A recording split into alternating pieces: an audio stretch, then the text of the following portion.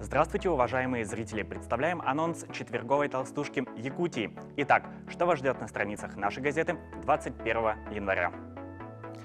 В последнее время по WhatsApp и социальным сетям идет целый вал слухов о кадровых скандалах и перестановках в правительстве Якутии.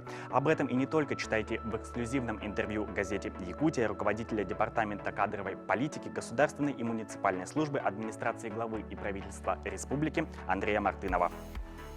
В понедельник цены на нефть снова пошли вниз. Туда же устремился привязанный к ним курс доллара. Что ждать якутянам от обвала цен? Какую долю в бюджете республики занимают черное золото, валютная составляющая?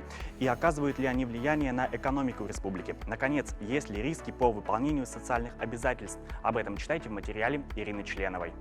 С 1 мая в Намском районе стартует пилотный проект, прозванный в народе «Дальневосточным гектаром». Наши корреспонденты узнали, что об этом думает население района. Помимо этого, в «Толстушке» будет много интересных материалов на самые разные темы, от политических до житейских. Все о главном, главное обо всем. Читайте газету «Якутия».